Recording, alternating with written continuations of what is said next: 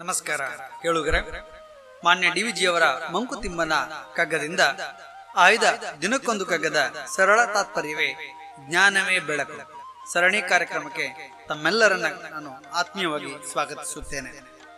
ಇಂದಿನ ಸರಣಿ ಸಂಚಿಕೆ 124. ನಾನು ನಿಮ್ಮೊಂದಿಗೆ ಕರುಣಾಕರ ಬಳಕೂರು, ಕಗ್ಗ ಗಾಯನದಲ್ಲಿ ವಿದ್ವಾನ್ ಸುರೇಶ್ ರಾವ್ ಅತ್ತೂರು. ಪ್ರಿಯರೇ, ಮಾನ್ಯ ಡಿವಿಜಿ ಅವರ ಕಗ್ಗವನ್ನು ಕೇಳಿ ಬರೋಣ. ಮುಕ್ಕೋಟಿ ದೇವತೆಗಳು ಆಳುತಿಹ ಲೋಕದಲ್ಲಿ, ದಿಕ್ಕು ಕಾಣದೆ ಜೀವಿ ಅಲೆಯುವುದು ಅಚ್ಚರಿಯೇ. ಒಕ್ಕಟ್ಟನ ಒಡೆಯರೆ ಕಲಿಯದಿರೆ ನಮ್ಮ ಗತಿಗೆ ಇಕ್ಕಟ್ಟು ತಪ್ಪುವುದೇ. ಮಂಕುತಿಮ್ಮ. ಮುಕ್ಕೋಟಿ ದೇವತೆಗಳಾಡುತಿಹ ಲೋಕದಲ್ಲಿ, ದಿಕ್ಕುಗಾಣದೆ ದೀವಿಯಲೆಯುವುದಚ್ಚರಿಯೇ. ಒಕ್ಕೊಟ್ಟ ನೊಡೆಯರೆ ಕಲಿಯದಿರೆ ನಮ್ಮ ಗತಿಗೆ ಕಟ್ಟು ತಪ್ಪುವುದೇ. ಮಂಕುತಿಮ್ಮ. ಒಕ್ಕೊಟ್ಟ ನೊಡೆಯರೆ ಕಲಿಯದಿರೆ ನಮ್ಮ ಗತಿಗೆ ಕಟ್ಟು ತಪ್ಪುವುದೇ. ಮಂಕುತಿಮ್ಮ. ಪ್ರಿಯರೇ, ನಾವೆಲ್ಲರೂ ಕೂಡ ನಂಬಿಕೆಯ ಮೇಲೆ ಬದುಕುತ್ತಿರುವಂತಹದ್ದು. ಒಂದು ನಂಬಿಕೆ, ಈ ಲೋಕವನ್ನ 3 ಕೋಟಿ ದೇವತೆಗಳು ಆಳುತ್ತಿದ್ದರಂತೆ. ಹಾಗಾಗಿಯೇ ಜೀವಿಗಳು ದಿಕ್ಕು ಕಾಣದೆ ಅಲಿಯುತ್ತಿದ್ದಾವೆ. ಈ ಕ್ರಿಯೆ ಆಶ್ಚರ್ಯವೇನಲ್ಲ, ಇದಕ್ಕೆ ಕಾರಣ ಇದೆ. ಗಾಯನದಲ್ಲಿ ಕೇಳಿದ ಹಾಗೆ ಮುಕ್ಕೋಟಿ ದೇವತೆಗಳು ಅಂದರೆ ಸತ್ಯಯುಗದಲ್ಲಿ ಲಕ್ಷ್ಮೀನಾರಾಯಣ ಮತ್ತು ತ್ರೇತಾಯುಗದಲ್ಲಿ ರಾಮ ಸೀತೆಯರು ರಾಜ್ಯಭಾರವನ್ನು ಮಾಡುತ್ತಿದ್ದರಂತೆ. ಅದನ್ನು ನಾವು ಸತ್ಯ ಮತ್ತು ತ್ರೇತಾಯುಗದಲ್ಲಿ ಒಟ್ಟು ಜನಸಂಖ್ಯೆ 3 ಕೋಟಿ ದೇವಿ ದೇವತೆಯರು ಇದ್ದಾರೆ ಅಂತ ಕೇಳಿದ್ದೇವೆ. ಅವರೇ ಭಗವಂತನ ಅಣತಿಯಂತೆ ನಮ್ಮನ್ನ ಪಾಲಿಸ್ತಾ ಇದ್ರು. ಹಾಗಾಗಿ ಅವರನ್ನ ಮುಕ್ಕೋಟಿ ದೇವತೆಗಳು ಅಂತ ಕರೆಯುವ ವಾಡಿಕೆ ಇತ್ತು. ಈಗಲೂ ನಾವು ಮಾತಿನ ಸಂದರ್ಭದಲ್ಲಿ ಮುಕ್ಕೋಟಿ ದೇವತೆಗಳನ್ನ ಸ್ಮರಿಸಿಕೊಳ್ತೇವೆ.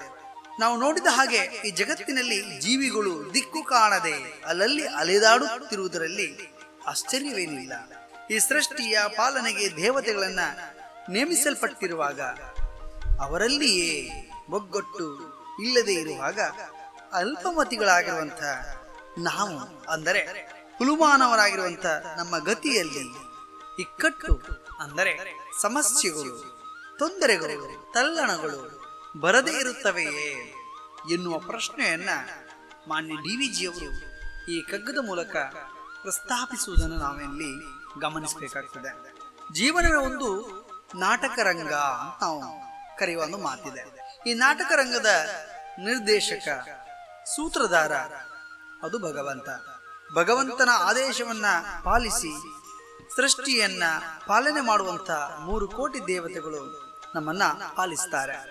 ಜೀವಿಗಳು ಹೇಗೆ ಬದುಕಬೇಕು, ಅವುಗಳ ಚಲನ ವಲನಗಳು ಹೇಗಿರಬೇಕು, ಹುಟ್ಟಿನಿಂದ ಸಾಯುವವರೆಗೂ ನಮ್ಮ ಬಾಳಿನಲ್ಲಿ ಭಗವಂತನ ವಿಧಿಯ ಲೀಲಾವಳಿಗಳೇ ತುಂಬಿರುವುದನ್ನು ನಾವಿಲ್ಲಿ ಗಮನಿಸಬೇಕಾಗ್ತದೆ.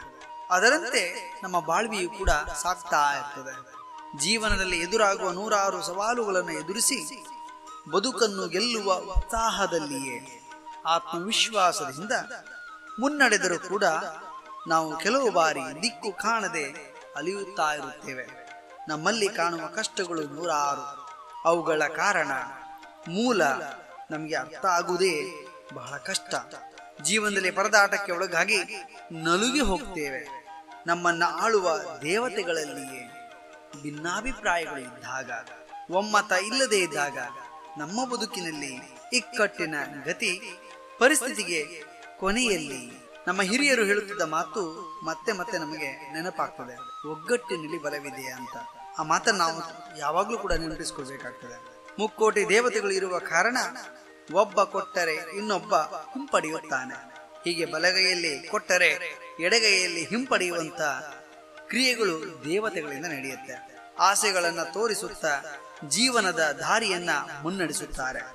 ಏನೇ ಕಷ್ಟಗಳು ಇರಲಿ, ನಮ್ಮ ಜೀವನದಲ್ಲಿ ಮನಸ್ಸಿನಲ್ಲಿ ಭಗವಂತನನ್ನ ಸಮರ್ಪಣಾ ಭಾವದಿಂದ ಆತ್ಮಶರಣಾದರೆ ತಾಳ್ಮೆಯಿಂದ ಬದುಕಿನಲ್ಲಿ ಮುನ್ನಡೆದರೆ ಇಂದಲ್ಲ ನಾಳೆ ನಮ್ಮ ಬದುಕಿನಲ್ಲಿ, ನಮ್ಮ ಬಾಳಿನಲ್ಲಿ ಕತ್ತಲು ಸರಿದು ಹೊಸ ಬೆಳಕು ಮೂಡುತ್ತದೆ.